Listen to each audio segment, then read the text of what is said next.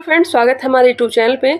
इस वीडियो में हम लोग देखेंगे बिहार दरोगा घटना चक्र और हम लोग कंप्लीट करने वाले हैं इकोनॉमिक्स से, क्योंकि आजकल इकोनॉमिक्स से बहुत सारे प्रश्न पूछे जा रहे हैं। आप लोग देखे भी होंगे 1275 प्री एग्जाम में बहुत सारे इकोनॉमिक्स से क्वेश्चन किए गए थे।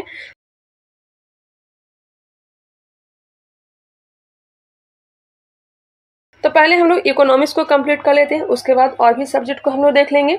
तो चलिए प्रारंभ करते हैं। 2008 से लेकर के अब तक जितने भी प्रश्न पूछे गए हैं उसे कवर करते चलेंगे।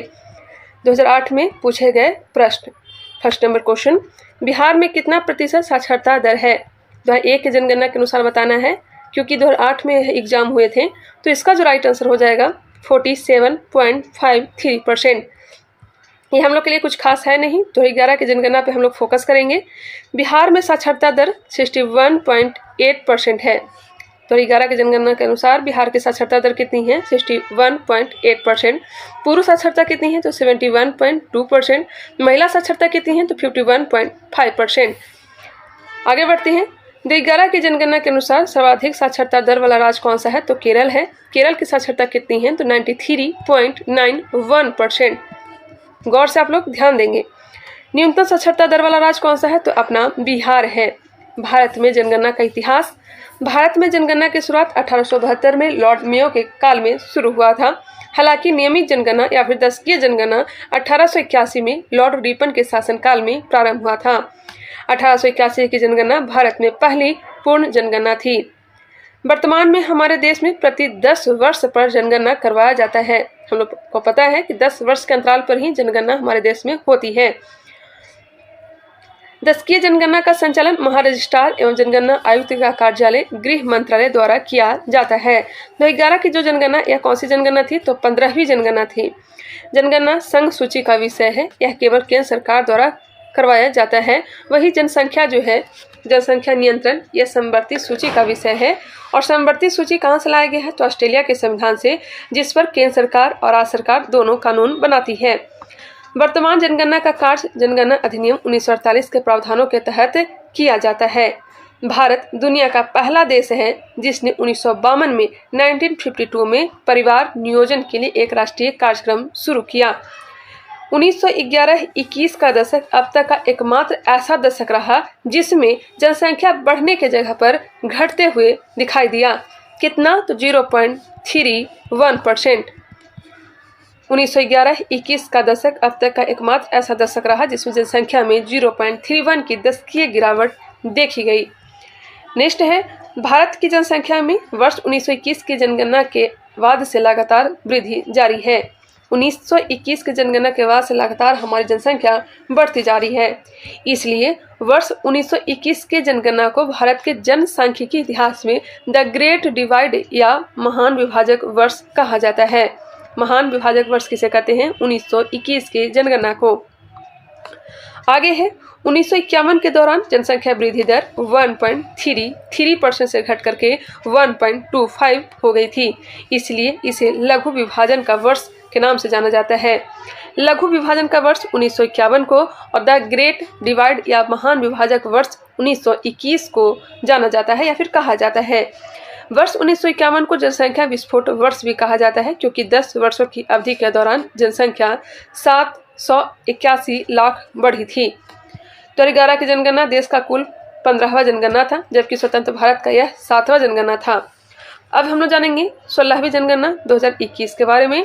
जनगणना 2021 को कोविड-19 महामारी के प्रकोप के कारण स्थगित कर दिया गया था। यह पहली डिजिटल जनगणना होगी जिसमें स्वगणना का भी प्रावधान होगा। सामाजिक, आर्थिक और जातीय जनगणना वर्ष 1931 के बाद पहली बार 2011 में आयोजित की गई थी। जातीय जनगणना 1931 के बाद पहली बार 2011 में आयोजित की गई थी। भारत में जातीय जनगणना कराने वाला पहला राज्य कौन सा है? तो बिहार ही है। जातीय जनगणना कराने वाला पहला राज्य कौन सा है? बिहार है। देश में जनसंख्या नीति 2000 में लाया गया था। इसके अनुसार 2045 तक जनगणना स्थिर करने का उद्देश्य रखा गया था। कब तक? 2045 तक। राष्ट्रीय जनसंख्या आयोग, इसकी स्थापना 11 मई 2000 को हुई थी। राष्ट्रीय जनसंख्या आयोग की स्थापना कब की गई थी? 11 मई 2000 को। भारत के प्रधानमंत्री इसके अध्यक्ष, जबकि नीति आयोग के उपाध्यक्ष इसके उपाध्यक्ष होते हैं। ध्यान रखिएगा, राष्ट्रीय जनसंख्या आयोग के अध्यक्ष कौन होते हैं? तो प्रधानमंत्री। और नीति आयोग के जो उपाध्यक्ष होते हैं वही राष्ट्रीय जनसंख्या आयोग के भी उपाध्यक्ष होते हैं। कुल प्रजनन दर TFR प्रति महिला लगभग 2.1 बच्चों की कुल प्रजनन दर को प्रतिस्थापित स्तर की प्रजनन क्षमता कहा जाता है। प्रति महीने लगभग 2.1 बच्चों की कुल प्रजनन दर को प्रतिस्थापन स्तर की प्रजनन क्षमता कहा जाता है। आगे बढ़ते हैं, नेक्स्ट क्वेश्चन पे देखते हैं। वर्ष 2001 की जनगणना के अनुसार बिहार में कुल कितनी जनसंख्या है? ये भी 2001 के बारे में पूछा जा रहा है। हम लोग 2011 को ध्यान में रखते हुए चलेंगे। तो 11 के जनगणना के अनुसार बिहार की कुल जनसंख्या कितनी है? तो बिहार की जनसंख्या है 10,40,99,452। 2011 के अनुसार बिहार की कुल जनसंख्या कितनी है? 10,40,99,452। तो 11 के अनुसार बिहार में जनसंख्या घनत्व कितना है? तो 1106 प्रति व्यक्ति वर्ग किलोमीटर। बिहार राज्य का जनसंख्या घनत्व सभी राज्यों में सबसे अधिक भी है। हिमाचल प्रदेश का जनसंख्या घनत्व सभी राज्यों में सबसे कम है, 17 व्यक्ति प्रति वर्ग किलोमीटर। केंद्र शासित प्रदेश एवं राज्य में सबसे अधिक जनसंख्या घनत्व दिल्ली का है। तो 11 के जनगणना के अनुसार बिहार का लिंगानुपात कितना है? तो 918।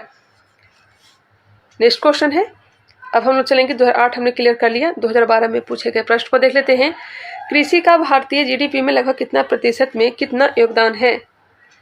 कृषि का भारतीय GDP में लगभग प्रतिशतता में कितना योगदान है? नहीं आंसर दिया गया है।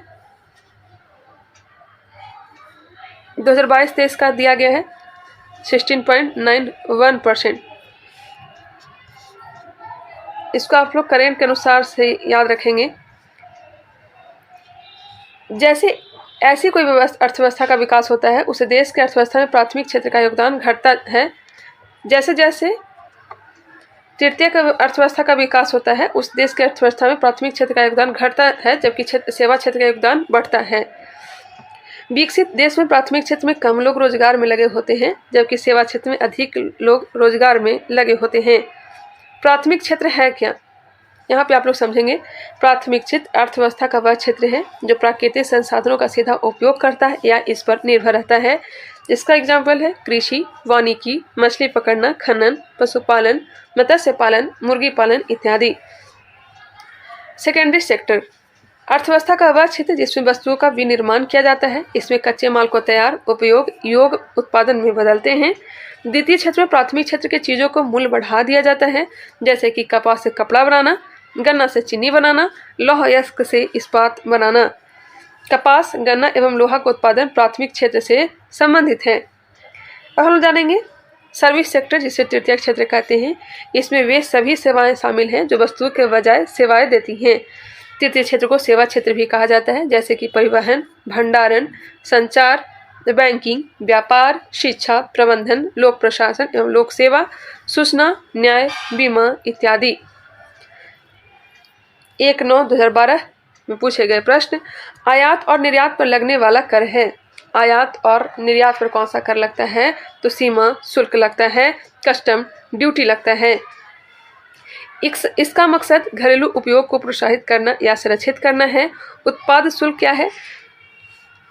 उत्पाद शुल्क या आबकारी एक अप्रत्यक्ष कर है जो भारत में विनिर्माण की जाने वाली उन वस्तुओं पर लगाया जाता है जो घरेलू खपत के लिए होती है। सीमा शुल्क एवं उत्पाद शुल्क अप्रत्यक्ष कर का उदाहरण है। अब आयकर के बारे में जानते हैं, इनकम टैक्स के बारे में जानते हैं। आयकर व्यक्तियों या संस्थाओं पर उनके द्वारा अर्जित आय या मुनाफे के संबंध में लगाया जाने वाला कर है। यह प्रत्यक्ष कर का उदाहरण है।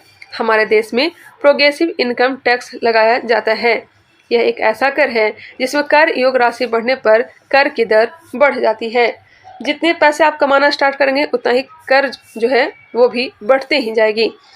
अप्रत्यक्ष कर को रिग्रेसिव माना जाता है। अप्रत्यक्ष कर को रिग्रेसिव माना जाता है।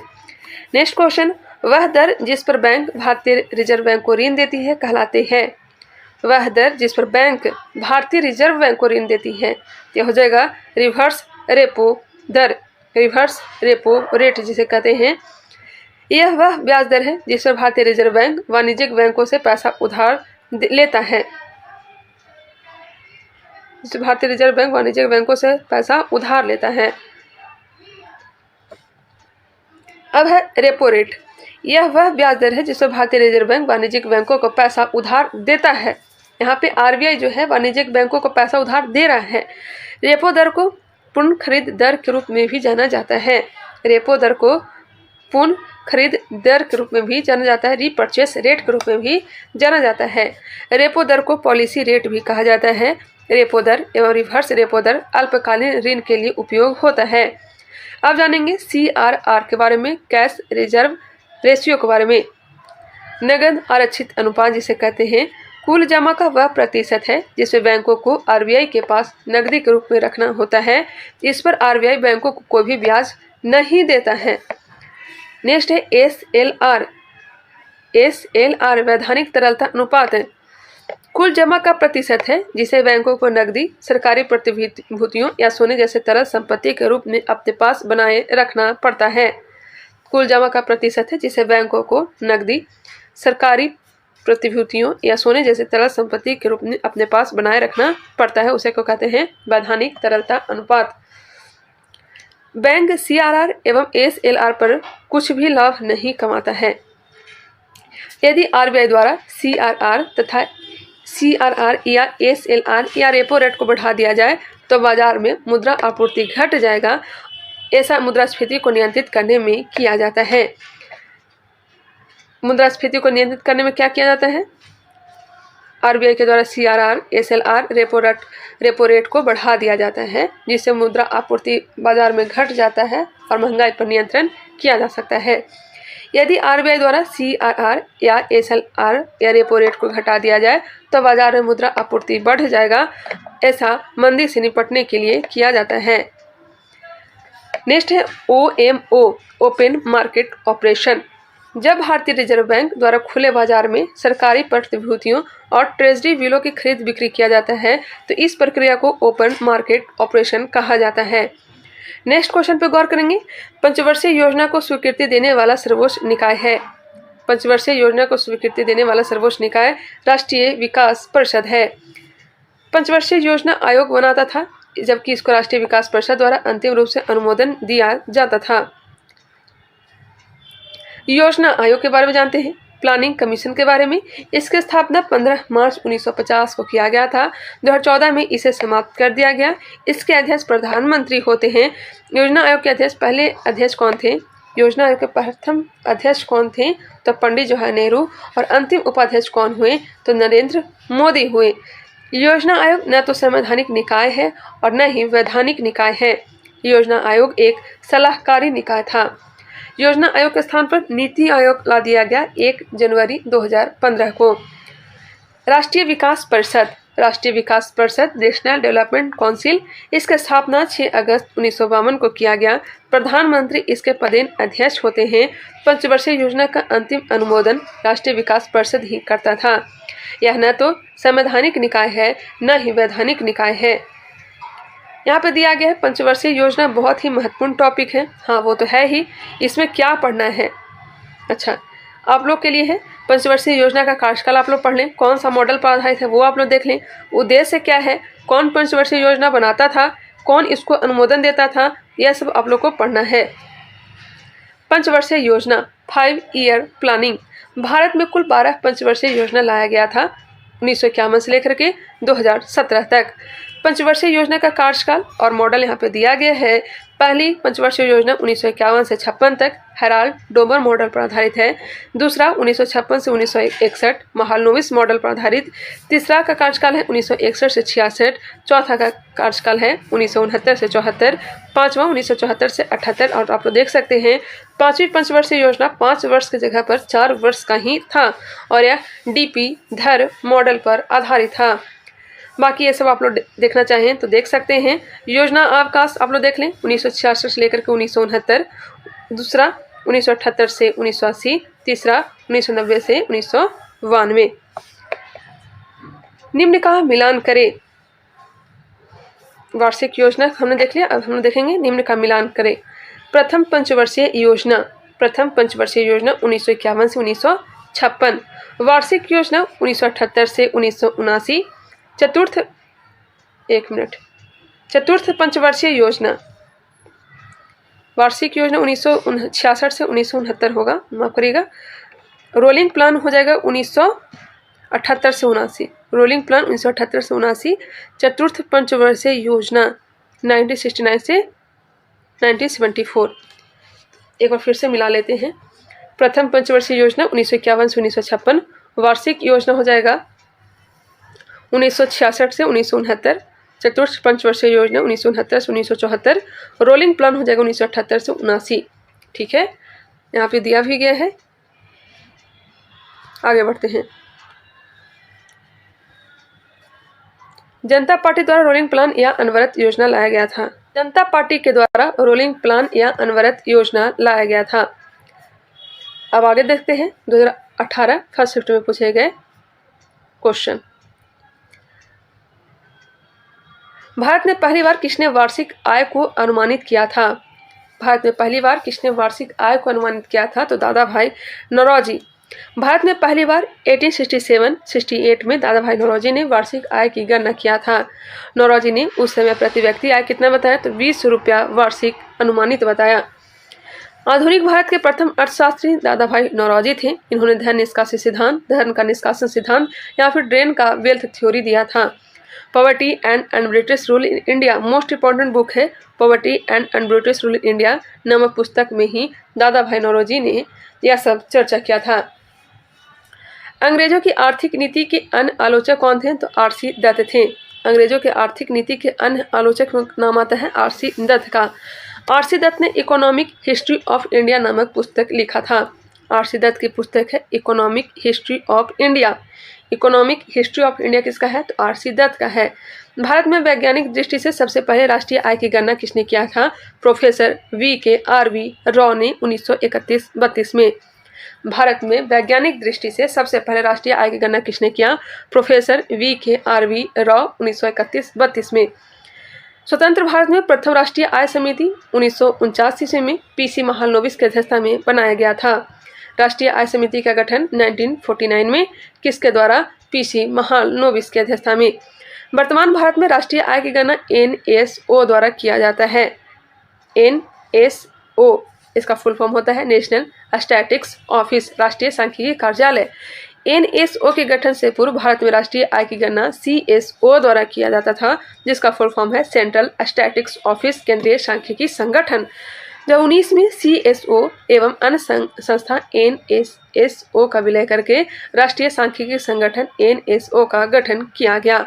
बाकी यहाँ पे इसका फुल फॉर्म दिया गया है NSO का नेशनल सैंपल सर्वे ऑफिस, राष्ट्रीय नमूना सर्वेक्षण कार्यालय। आगे बढ़ते हैं। भारत राष्ट्रीय आय की गणना की 3 विधियां हैं। एक है उत्पाद विधि, दूसरा है आय विधि और तीसरा है उपभोग विधि। भारत राष्ट्रीय आय की गणना की 3 विधियां कौन कौन सा है? उत्पाद है, आय है और उपभोग विधि है। नेक्स्ट क्वेश्चन पर ध्यान देंगे। 2011 की जनगणना के अनुसार भारत में निम्नलिखित में से किस राज्य में लिंगानुपात सर्वाधिक है? ऑप्शन के अकॉर्डिंग हो जाएगा तमिलनाडु। 2011 की जनगणना के अनुसार भारत का लिंगानुपात 943 था। सर्वाधिक लिंगानुपात वाला राज्य केरल का है 1084। सबसे कम लिंगानुपात वाला राज्य है हरियाणा 879 है और बिहार का लिंगानुपात कितना है? तो 918 है। बाकी यहाँ पे दिया गया तमिलनाडु का 996, गोवा का 973, कर्नाटक का भी 973 लिंगानुपात है। नीति आयोग के उपाध्यक्ष कौन है? उस समय का क्वेश्चन है, तो उस समय कौन थे? तो राजीव शुक्ला थे, राजीव शुक्ला। वर्तमान में नीति आयोग के अध्यक्ष कौन है? आप लोग कमेंट करके बताइएगा। यहाँ पे सुमन बेरी दिया गया है। नीति आयोग के CEO परमेश्वरन अय्यर है। नीति आयोग एवं योजना आयोग दोनों महत्वपूर्ण है, अतः दोनों को पढ़ना है। योजना आयोग को समाप्त कर नीति आयोग बनाया गया। नीति का फुल फॉर्म होता है national institution for transforming India, national institution for transforming India. इसकी स्थापना 1 जनवरी 2015 को। अध्यक्ष प्रधानमंत्री। और नीति आयोग के प्रथम अध्यक्ष कौन हुए? तो श्री नरेंद्र मोदी। नीति आयोग के पहले उपाध्यक्ष कौन हुए? अरविंद पनगढ़िया। वर्तमान उपाध्यक्ष डॉक्टर सुमन के बेरी। एग्जाम के पहले अपडेट कर लीजिएगा। नीति आयोग के पहले CEO कौन थे? तो सिंधु श्री खुल्लर थे। वर्तमान CEO PR सुब्रमण्यम। नेक्स्ट है ब्लू चिप कंपनी क्या है? ब्लू चिप कंपनी क्या है? ब्लू चिप कंपनी आर्थिक रूप से बहुत मजबूत होती है। ब्लू चिप कंपनी आर्थिक रूप से बहुत मजबूत होती है। ब्लू चिप कंपनी आर्थिक रूप से बहुत मजबूत होती है एवं अपने क्षेत्र के शीर्ष 3 कंपनियों में शामिल होती है। ऐसी कंपनियों में निवेश करना अधिक सुरक्षित माना जाता है, जैसे कि टाटा समूह, Reliance industries, HDFC bank, LIC, Apple, Microsoft इत्यादि। सकल घरेलू उत्पाद को किसके सभी के मूल्य के रूप में परिभाषित किया गया है? सकल घरेलू उत्पाद को किसके सभी के मूल्य के रूप में परिभाषित किया गया है? तो किसी अर्थव्यवस्था में एक वर्ष भर में उत्पादित अंतिम वस्तुएं एवं सेवाएं। सकल घरेलू उत्पाद किसी अर्थव्यवस्था में एक वर्ष भर में उत्पादित अंतिम वस्तुएं एवं सेवाएं। यहाँ GDP, GNP, NDP, NNP इत्यादि को पढ़ लेना है। अगर आप लोग के नोटबुक में होगा तो इसको पढ़ लीजिएगा। बाकी यहाँ पे दिया गया है। GDP है क्या? तो इसका फुल फॉर्म होता है ग्रॉस डोमेस्टिक प्रोडक्ट, सकल घरेलू उत्पाद। एक विशिष्ट समय अवधि, आमतौर पर एक वर्ष के दौरान किसी देश में उत्पादित सभी अंतिम वस्तुओं और सेवाओं का कुल मौद्रिक मूल्य को GDP कहा जाता है। GDP में देश के नागरिकों के अलावा विदेशी भी शामिल होते हैं। नेक्स्ट है, GDP में किसको शामिल नहीं किया जाता? ध्यान रखिएगा, GDP में घरेलू कामकाज में लगी महिलाओं को शामिल नहीं किया जाता, स्वदेशी निःशुल्क सेवा देने वाले संगठन को शामिल नहीं किया जाता है, ब्लैक इकोनॉमी को शामिल नहीं किया जाता। GDP और राष्ट्रीय आय कैलकुलेशन में क्या समस्या है? GDP और राष्ट्रीय आय के कैलकुलेशन में क्या समस्या है उसे देखेंगे। सरकार के पास संपूर्ण डाटा की कमी, समानांतर ब्लैक अर्थव्यवस्था का प्रचलन, घरेलू कामकाज में महिलाओं योगदान को शामिल नहीं करना, स्वैच्छिक संगठन की सेवा को शामिल नहीं करना। अब जानेंगे GNP के बारे में, ग्रॉस नेशनल प्रोडक्ट के बारे में, सकल राष्ट्रीय उत्पाद के बारे में। किसी देश के निवासियों और व्यवसाय द्वारा एक वर्ष में विश्व के अलग अलग भागों में उत्पादित सभी अंतिम वस्तुएं और सेवाओं का कुल मौद्रिक मूल्य को GNP कहा जाता है। एक बार फिर से गौर करेंगे, किसी देश के निवासियों और व्यवसायों द्वारा एक वर्ष में विश्व के अलग अलग भागों में उत्पादित सभी अंतिम वस्तुएं और सेवाओं का कुल मौद्रिक मूल्य को क्या कहते हैं? GNP कहते हैं। GNP में सिर्फ एक देश के नागरिक शामिल होते हैं। GNP equal to GDP plus X minus M, जहाँ X जो है देशवासी द्वारा विदेशों में अर्जित आय है और M क्या है? तो विदेशियों द्वारा देश में अर्जित आय। मतलब अगर हम लोग विदेश में इनकम कर रहे हैं उसको जोड़ा गया है और विदेशी हमारे यहाँ आकर के इनकम कर रहे हैं, मतलब अर्जित आय कर रहे हैं, तो उसे घटाया गया है। तो GNP equal to GDP plus X minus M। अब है NDP, NDP equal to GDP minus depreciation. Net domestic पर मूल्यह्रास product equal to gross domestic product minus depreciation. मतलब शुद्ध घरेलू उत्पाद इक्वल टू कुल घरेलू उत्पाद माइनस मूल्यह्रास। शुद्ध घरेलू उत्पाद के लिए कुल घरेलू उत्पाद में से मूल्यह्रास को माइनस कर देंगे। NNP gross national product minus depreciation. वही NNP नेट नेशनल प्रोडक्ट होता है। शुद्ध राष्ट्रीय उत्पाद इक्वल टू होता है कुल राष्ट्रीय उत्पाद माइनस मूल्यह्रास। सबसे शुद्ध राष्ट्रीय आय NNP पर होता है। राष्ट्रीय आय इक्वल टू बाजार कीमत पर NNP माइनस अप्रत्यक्ष कर प्लस सब्सिडी। राष्ट्रीय आय इक्वल टू बाजार कीमत पर NNP माइनस अप्रत्यक्ष कर प्लस सब्सिडी। ये सब फॉर्मूला को आप लोग याद रखेंगे। एक बार आप लोग खुद से देखना चाहे तो देख सकते हैं। आप लोग खुद से एक बार देख लेंगे तो अच्छे ढंग से आप लोग को समझ में आ जाएगी। ठीक है, अब आगे क्वेश्चन पर ध्यान देंगे। किसी वस्तु की कीमत में वृद्धि से क्या अभिप्राय है? किसी वस्तु की कीमत में वृद्धि से क्या अभिप्राय है? तो मुद्रा का मूल्य है जो गिर जाएगा और वस्तु के मूल्य में वृद्धि हो जाएगी, जिसे हम लोग आमतौर पर मुद्रास्फीति कहते हैं। इस अवस्था को मुद्रास्फीति कहते हैं। एक सीमा तक मुद्रास्फीति उद्योग व्यापार के लिए प्रोत्साहन का कार्य करता है। मुद्रास्फीति को रोकने के लिए साख संकुचन करना चाहिए। मंदी किसे कहेंगे? मंदी का मूल कारण क्रय शक्ति का अभाव होना है। मंदी को रोकने के लिए साख का प्रसार करना चाहिए।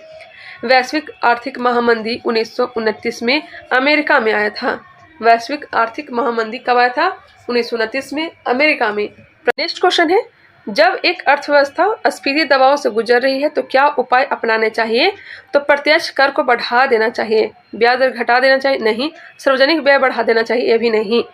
देखिए, साधारण भाषा में समझिए, जब मार्केट में लोगों के पास पैसा ज़्यादा होगा तो सभी लोग खरीदारी करने जाएंगे और इससे महंगाई जो है बढ़ जाएगी और इसी को ही क्या कहेंगे, मुद्रास्फीति। अगर किसी तरह से लोगों के पास पैसा कम कर दिया जाए तो कम लोग खरीदारी करेंगे, जिससे महंगाई भी घट जाएगा। मतलब जितना ज़्यादा पैसा लोगों के पास होगा उतना ही ज़्यादा महंगाई बढ़ेगी, जितना कम पैसा लोगों के पास होगा उतना ही महंगाई घटेगी। समझ में आ गई होगी।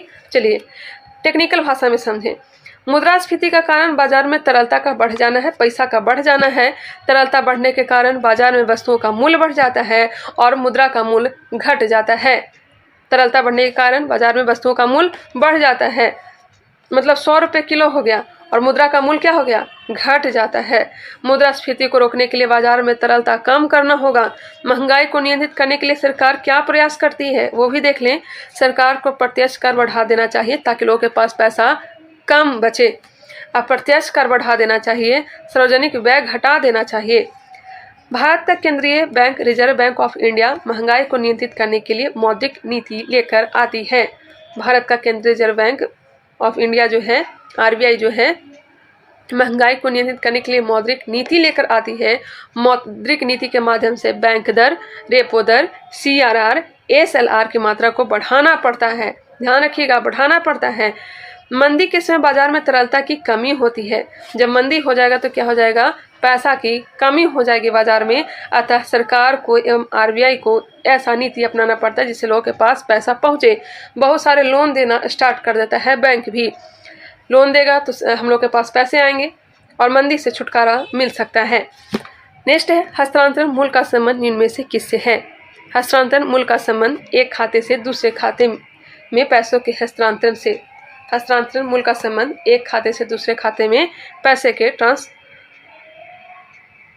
पेमेंट से। ट्रांसफर मूल्य है क्या, हस्तांतरण मूल्य है क्या, इसका संबंध एक खाते से दूसरे खाते में पैसों का हस्तांतरण करने से है। समान स्वामित्व या नियंत्रण के तहत उद्यमों के भीतर पैसा का हस्तांतरण। साधारण भुगतान क्या है, या सरकार हस्तांतरण भुगतान, माफ करेगा, हस्तांतरण भुगतान क्या है, ट्रांसफर पेमेंट है क्या, या सरकार या संस्था व्यक्ति के तरफ एक तरफा पेमेंट होता है। इसके बदले में सरकार या संस्था व्यक्ति को कुछ भी वापस नहीं प्राप्त होता है। साधारण उदाहरण, जब आपके यहाँ रिश्तेदार आते हैं तो जाते वक्त बच्चों को कुछ पैसा देते हैं पर बदले में बच्चों द्वारा कुछ भी नहीं लिया जाता है। एक बार फिर से, जब आपके यहाँ रिश्तेदार आते हैं तो जाते वक्त बच्चों को कुछ पैसा देते हैं पर बदले में बच्चों द्वारा कुछ भी नहीं लिया जाता है। यहाँ पे लिया जाता होना चाहिए था। चलिए, हस्तांतरण भुगतान सरकार द्वारा आय और धन का पुनर्वितरण है। सरकार और सरकारी एजेंसियां आमतौर पर ऐसे लोगों का हस्तांतरण भुगतान करती है जिनके पास आय का कोई अन्य स्रोत नहीं है और जीवन की गुणवत्ता खराब है, जैसे कि गरीबों की सब्सिडी, पेंशन, छात्रवृत्ति, कल्याणकारी योजना, यह सब सरकार पैसा देती है, इसके बदले में हमसे कुछ नहीं लेती है। सिंपल सी भाषा में समझ गए होंगे। एक बार फिर से देखना चाहें तो खुद से भी देख लें, स्क्रीनशॉट लेना चाहें तो आप लोग ले सकते हैं। आगे बढ़ते हैं। निम्न से कौन सी मुद्राएं स्पेशल ड्राइंग राइट की पेटिका में आती है। तो यूएस डॉलर आता है, जापानी येन आता है, ब्रिटिश पाउंड आता है, चाइनीज रेवेन्यू आता है और यूरो भी आता है। स्पेशल ड्राइंग राइट्स एसडीआर है क्या, इसका फुल फॉर्म याद रखिएगा। स्पेशल ड्राइंग राइट विशेष आहरण अधिकार। विशेष आहरण अधिकार 1969 में अंतर्राष्ट्रीय मुद्रा कोष द्वारा बनाई गई एक अंतर्राष्ट्रीय प्रकार की मौद्रिक आरक्षित मुद्रा को संदर्भित करता है। एसडीआर के मूल्य की गणना प्रमुख मुद्राओं की भारी टोकरी से की जाती है। एसडीआर पेटिका में यूएस डॉलर, जापानी येन, ब्रिटिश पाउंड, चाइनीज रेवेन्यू और यूरो सभी आता है। एसडीआर को स्वर्ण कागज भी कहा जाता है। एसडीआर को क्या कहते हैं, गोल्ड मनी कहते हैं, गोल्ड पेपर कहते हैं। स्वर्ण कागज मतलब गोल्ड पेपर भी कहा जाता है। रिजर्व ट्रेंच शब्द का संबंध भी आईएफ से है। रिजर्व ट्रेंच शब्द का संबंध किससे है, आईएफ से। आईएमएफ यहाँ पे आईएफ दिया है, आईएमएफ होना चाहिए था। आईएमएफ की स्थापना ब्रेटन वुड्स सम्मेलन 1944 के आधार पर 27 दिसंबर 1945 को किया गया। आईएमएफ विश्व बैंक के ब्रेटन वुड्स का ट्विन सिस्टर कहा जाता है। आईएमएफ विश्व बैंक को ब्रेटन वुड्स का ट्विन सिस्टर कहा जाता है। विश्व बैंक एवं आईएफ को बढ़िया से पढ़ लीजिएगा। अच्छा ठीक है भाई, पढ़ लेंगे। अब है 2018 सेकंड शिफ्ट में पूछे गए प्रश्न। रिजर्व बैंक ऑफ इंडिया के प्रथम भारतीय राज्यपाल कौन थे? तो प्रथम थे सी.डी. देशमुख। आरबीआई का राष्ट्रीयकरण कब किया गया था? तो 1 जनवरी 1949 को। 1 जनवरी 1949 को। स्थापना कब किया गया था? आरबीआई का स्थापना किया गया था 1 अप्रैल 1935 को। Sir CD. देशमुख का आरबीआई के गवर्नर के रूप में कार्यकाल 11 अगस्त 1943 से 30 जून 1949 तक था। अतः आरबीआई राष्ट्रीयकरण के समय सी.डी. देशमुख आरबीआई के गवर्नर थे। आरबीआई के बारे में जानते हैं। इसे भारत का केंद्रीय बैंक कहा जाता है। स्थापना 1 अप्रैल 1935 में हुआ था। कौन सा एक्ट के तहत? तो आरबीआई एक्ट 1934 एवं भारत शासन अधिनियम 1935 के प्रावधान के तहत। इसकी स्थापना हिल्टन यंग कमीशन की सिफारिश पर किया गया था। कौन से कमीशन? हिल्टन यंग कमीशन की सिफारिश पर। इसका मुख्यालय कहाँ है? तो मुंबई में है। इसमें व्यावसायिक बैंकों का खाता खुलता है। इसमें कोई भी नागरिक खाता नहीं खुलवा सकता है। आरबीआई के प्रथम गवर्नर कौन थे? तो सर ऑसबोर्न स्मिथ थे। आरबीआई के प्रथम भारतीय गवर्नर कौन थे? तो सी.डी. देशमुख थे। आरबीआई अंतर्राष्ट्रीय संस्था में भारत सरकार का एजेंट के रूप में कार्य करता है। आरबीआई को बैंकों का बैंक कहा जाता है। इसे अंतिम घड़ी का बैंक भी कहा जाता है। भारत में मौद्रिक एवं साख नीति रिजर्व बैंक द्वारा ही बनाई जाती है और लागू की जाती है। माफ करिएगा, भारत में मौद्रिक एवं साख नीति रिजर्व बैंक के द्वारा ही बनाई जाती है और लागू की जाती है। आगे बढ़ते हैं। समान केंद्रीय बैंकिंग कार्य के अधीन आरबीआई के द्वारा निम्न कार्य किए जाते हैं, जैसे कि करेंसी नोटों का निर्गम, शाख नियंत्रण, फॉरेक्स रिजर्व का कस्टोडियन, वित्तीय व्यवस्था का नियंत्रण, विदेशी विनिमय को नियंत्रित करना, मौद्रिक नीति बनाना। आरबीआई का क्या क्या कार्य है? तो करेंसी नोटों का निर्गम, शाख नियंत्रण, फॉरेक्स रिजर्व का कस्टोडियन, वित्तीय व्यवस्था का नियंत्रण, विदेशी विनिमय को नियंत्रित करना, मौद्रिक नीति बनाना। आरबीआई की मौद्रिक नीति का उद्देश्य क्या है? तो पर्याप्त मुद्रा आपूर्ति, महंगाई पर नियंत्रण, अर्थव्यवस्था में स्थायित्व बनाना। आरबीआई के उद्देश्य क्या नहीं है? तो संसाधन का समान वितरण यह उद्देश्य नहीं है। सामाजिक समानता करना यह भी उद्देश्य नहीं है। यह सब सरकार का कार्य है। सरकार इसके लिए राजस्व नीति लाती है। संसाधन का समान वितरण के लिए, सामाजिक समानता के लिए सरकार इसके लिए राजस्व नीति लाती है।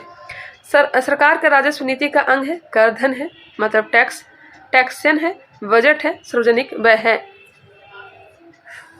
1956 से न्यूनतम आरक्षण प्रणाली के अंतर्गत आरबीआई करेंसी नोट जारी करती है। न्यूनतम आरक्षण प्रणाली के अंतर्गत आरबीआई करेंसी नोट जारी करती है।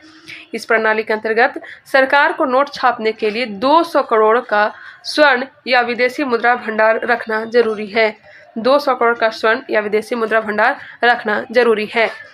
अगर विदेशी मुद्रा जितना ही अधिक होगा उतना ही व्यापार करने में भारत को आसानी होगी। इसमें से कम 115 करोड़ का रुपए का स्वर्ण भंडार होना चाहिए। मतलब 200 करोड़ में से 115 करोड़ क्या होना चाहिए? स्वर्ण भंडार होना चाहिए।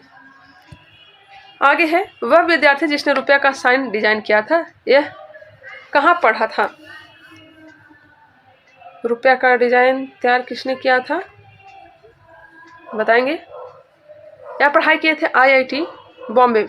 नाम था उनका उदय कुमार। हाँ, याद आ गया, उदय कुमार। दिया भी गया होगा।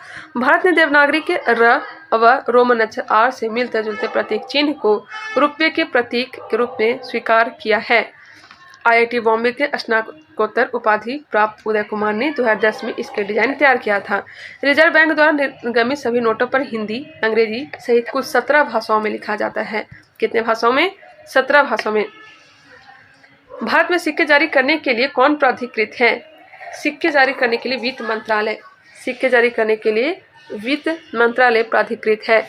भारत में सिक्के जारी करने के लिए वित्त मंत्रालय प्राधिकृत है। सभी सिक्के तथा 1 रुपये के नोट का निर्गमन वित्त मंत्रालय भारत सरकार करता है एवं इस पर वित्त सचिव का हस्ताक्षर होता है। वही 1 रुपये के नोट पर केंद्रीय वित्त सचिव का हस्ताक्षर होता है। 1 रुपये के नोट के अतिरिक्त समस्त करेंसी नोटों का निर्गमन रिजर्व बैंक करता है एवं इस पर रिजर्व बैंक ऑफ इंडिया के गवर्नर का हस्ताक्षर होता है। स्वतंत्र भारत में पहला निर्गमित नोट 1 रुपये का था, जो 1949 में चलन में आया, जिस पर सारनाथ स्थित अशोक स्तंभ छपा था। 1996 में सभी नोटों पर अशोक स्तंभ के सिंहों के स्थान पर महात्मा गांधी के चित्र वाले नोट आए, जो अब तक प्रचलन में है। मतलब महात्मा गांधी का चित्र नोट पर कब से आना प्रारंभ हुआ? तो 1996 से, 1996 से पहले अशोक स्तंभ के सिंह की पिक्चर उस पर डाले गए थे। भारत सरकार सिक्कों के उत्पादन के लिए देश में 4 टकसालों का संचालित कर रही है। एक है मुंबई, दूसरा है कोलकाता, तीसरा है हैदराबाद, चौथा है नोएडा, उत्तर प्रदेश। भारत में 4 प्रिंटिंग प्रेस हैं जो करेंसी नोट छापती है। मध्य प्रदेश का देवास हो गया, महाराष्ट्र में नासिक हो गया, कर्नाटक में मैसूर हो गया और पश्चिम बंगाल में सालबोनी हो गया, जो कि करेंसी नोट को छापती है। आरबीआई द्वारा नोट प्रचलन की न्यूनतम निधि पद्धति को 1956 में अपनाया गया था। आरबीआई द्वारा नोट प्रचलन की न्यूनतम निधि पद्धति को 1956 में अपनाया गया था। इस नीति के अनुसार आरबीआई को न्यूनतम 200 करोड़ रुपए का रिजर्व बनाए रखना आवश्यक है। 200 करोड़ रुपए में से कम 115 करोड़ रुपए सोने के रूप में होने चाहिए। हमने पहले भी चर्चा कर लिया था। नेक्स्ट क्वेश्चन, यदि एक अर्थव्यवस्था में एक बिंदु पर समव्यवस्था है जहां निवेश और बचत की योजनाएं बराबर है, तब सरकार का व्यय होगा, तब सरकार का व्यय सरकार की आय के बराबर। यदि एक अर्थव्यवस्था में एक बिंदु पर साम्यावस्था है जहां निवेश और बचत की योजनाएं बराबर है, तब सरकार का व्यय सरकार की आय के बराबर होगा। राजकोषीय घाटा इक्वल टू सरकार का कुल व्यय माइनस सरकार की कुल आय। यहाँ पे आप लोग सब डिटेल देख लीजिएगा फॉर्मूला वगैरह। राजस्व प्राप्ति ऋण की वसूली प्लस अन्य प्राप्तियाँ सरकार की कुल आय में आएगी। सरकार का कुल व्यय में पूंजी और राजस्व व्यय आएगा। जब राजस्व व्यय राजस्व प्राप्तियों से अधिक होता है तो राजस्व घाटा कहा जाता है। जब राजस्व व्यय राजस्व प्राप्तियों से अधिक होता है तब इसे राजस्व घाटा कहते हैं। चालू वित्त वर्ष के राजकोषीय घाटे के पिछली उधारी के ब्याज को घटाने पर प्राथमिक घाटा प्राप्त किया जाता है। राजकोषीय घाटा के अंतर्गत सरकार को अपने खर्चों को पूरा करने के लिए उधार लेने की जरूरत पड़ती है। नेक्स्ट है सामाजिक विकास की प्रक्रियाएं प्राथमिक रूप से निम्न में से किस एक उद्देश्य की ओर निर्देशित होती है? सामाजिक विकास की प्रक्रियाएं प्राथमिक रूप से निम्नलिखित में से किस एक उद्देश्य की ओर निर्देशित होती है? तो गरीबी और भुखमरी का निवारण। सामाजिक विकास से तात्पर्य जन संबंधों तथा ढांचे से है जो किसी समाज को इस योग्य बनाती है कि उसके सदस्यों की आवश्यकताओं को पूरा किया जा सके। रोटी, कपड़ा और मकान, इसका मकसद है हर व्यक्ति अपनी पूरी क्षमता तक पहुंच सके। सामाजिक विकास का मतलब है लोगों में निवेश करना। मानव की प्राथमिक आवश्यकता भोजन, वस्त्र और आवास है। रोटी, कपड़ा और मकान। मानव का प्राथमिक उद्देश्य की पूर्ति हो जाती है तो वह अपनी सुरक्षा और मान सम्मान की मनोवृत्ति की ओर झुकती है। वर्तमान में सामाजिक विकास प्रक्रिया में प्राथमिक रूप से गरीबी और भुखमरी समाप्त करने पर जोर दिया जा रहा है। नेक्स्ट है भारतीय औद्योगिक निवेश बैंक का मुख्यालय कहाँ है? इसके मुख्यालय है कोलकाता। भारतीय औद्योगिक निवेश बैंक का मुख्यालय कहाँ है? कोलकाता में, जिसकी स्थापना 1971 में किया गया था। इसका मकसद भारत में बीमार औद्योगिक कंपनियों को फिर से खड़ा करना था। यह 1971 में शुरू हुआ और 2012 में भारत सरकार ने इसे बंद कर दिया। बाकी ये सब के बारे में पढ़ लीजिएगा। सिडबी के बारे में, नाबार्ड के बारे में, सेबी के बारे में यहाँ से क्वेश्चन पूछे ही जाते हैं। नेक्स्ट क्वेश्चन, किस कंपनी को महारत्न का दर्जा नहीं दिया गया है? ऑप्शन के अकॉर्डिंग हाल हो जाएगा, हालांकि इसे अब जो है महारत्न का दर्जा दे दिया गया है। महारत्न कंपनी योजना का उद्देश्य बड़े सार्वजनिक क्षेत्र के उद्यमों को अपने कारोबार का विस्तार करने तथा विश्व में बड़ी कंपनी के रूप में उभरने में समर्थ बनाना है। महारत्न कंपनियां भारत में केंद्रीय सार्वजनिक क्षेत्र उद्यम CPSE है, जिनके पास अधिक वित्तीय और परिचालन स्वायत्तता है। भारत सरकार ने 2009 में महारत्न का दर्जा स्थापित किया था। 1997 ईस्वी में केंद्रीय सार्वजनिक क्षेत्र उद्यम को नवरत्न का दर्जा देने का शुरुआत किया गया था। यह दर्जा मूलतः 9 कंपनियों के लिए ही सृजित किया गया था, अतः इसे नवरत्न कहा गया। केंद्रीय लोक उद्यम विभाग द्वारा यह दर्जा दिया जाता है। महारत्न कंपनी का दर्जा 2009 में केंद्रीय उद्यम विभाग ने देने का निर्णय लिया। 2023 तक भारत में 13 महारत्न कंपनियां हैं। इन्हें नवरत्न या मिनी रत्न कंपनियों की तुलना में अधिक स्वायत्तता और शक्ति प्राप्त होता है।